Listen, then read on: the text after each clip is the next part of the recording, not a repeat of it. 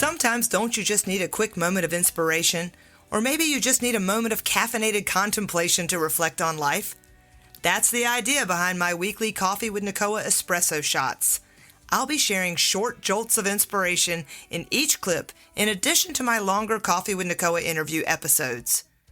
Make sure to subscribe so you never miss an espresso shot or a full-length Coffee with Nicoa interview created just for you. Hey guys, it's Nicoa. It's your weekly espresso shot. Thank you for listening. We're going to talk about the head and the heart. And no, I'm not talking about one of my favorite bands, but if you'd like to pause right now and go look that band up, it is really one of my favorite bands right now and has been for the past few years. I saw them at Greenfield Lake Amphitheater back in the day. Anyway, I think it was a band that my daughter and her girlfriend also just went to see maybe a year ago. Anyway, the head and the heart. We're going to talk about your head and your heart and how every time you get in your head, your heart is unavailable to you. And the reason I want you to really consider this is because when you can integrate the head and the heart, imagine like an infinity symbol, your thoughts and your feelings, your thoughts and your feelings, because without both, you can't actually create the life by design that you crave. So I want you to think about it this way. Every time you get stressed out, triggered, reactionary, you're typically thinking about something. You are making something mean something, and you're in your head. So you've created a stress reaction. You're having a moment of anxiety. You are totally freaking out about something. That's because you're in your head. And when you're in your head, and you're only in your head, then you are emotionally unavailable.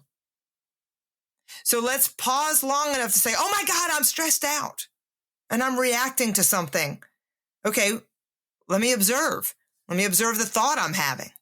And then let me ask myself, woo, this is making me feel fill in the blank. I feel this way because fill in the blank. This is uncomfortable for me because I'm making it mean. And by the way, whatever has happened to trigger your stress reaction is actually irrelevant. I don't care what's happening. I mean, if you're in danger, run away, my God. But usually the stressors that we're talking about on these espresso shots, they have everything to do with your thinking. Everything to do with your thinking. So, Nicoa, how do I stop thinking and getting triggered and making things mean things that cause me anxiety and stress? Well, you start feeling into it. So the deep breath that you can offer yourself gives you the space to observe the thought you are having, the head and the heart. I invite you to literally put your hand on your heart and take that breath. And then ask yourself, am I stressing myself out? How might I relieve this stress? What is a new thought? How could I think about this situation or circumstance differently? I think about the time that I had a fender bender on my way to work one morning. I was completely distracted by running late, stopping to get a Starbucks. Yeah, I know. I've been addicted to Starbucks for decades. And as I went to move forward, my Starbucks had spilled, and I turned and looked down at my Starbucks, and it was spilling out onto the floor of the passenger side. And I leaned over and grabbed it, and the guy in front of me stopped short, and I bumped into the back of him and dented up the front of my Mini Cooper. This was quite a while ago.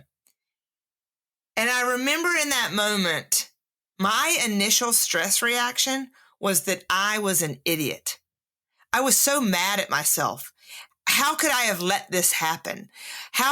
If I hadn't stopped for Starbucks, because I was running late anyway, and I had convinced myself that I deserved to stop for Starbucks, which I still think I do. And then it never once occurred to me, by the way, that the guy in front of me had stopped short. Now, clearly it was still my fault. I was behind him. But the entire story I had made up was that I was an idiot. I shouldn't have stopped for Starbucks. I was the one who took my eyes off the road, and I was following him way too close. So it was all my fault. And when I got out of the car, the first thing I said to him was what? I'm so sorry. It's my fault. Now, interestingly enough, the guy hesitated and paused, and I remember him later saying to me, because he could tell how self-disparaging I was. He goes, I think I might have stopped short because I wasn't paying attention to the guy in front of me either. I'm so sorry. I took that as a lesson because when I think about it from my heart says, oh, sweet girl, I'm so sorry that you had an accident. Oh, this wasn't what was expected. How disappointing. Oh, you're so upset because your new Mini Cooper has a dented hood now. Not only that, your Starbucks spilt. Notice the tenderness and the gentleness and the compassion that comes inside my heart. I'm putting my hand on my heart as I tell you this story. Can you match and blend the head and the heart for yourself this week? How often are you staying stuck in your head when you're stressed, triggered, reacting? Can you pause long enough to put your hand on your heart and do the little infinity symbol of head and heart and say, you know what? What would my heart say right now? What would love say right now? What would peace say right now? What's a new thought I could have right now to be kind and compassionate to myself? Life by design. I love mine. You should love yours too. Thanks for listening. Coffee with Nicoa. Make sure to subscribe so you never miss an espresso shot or a full-length Coffee with Nicoa interview created just for you.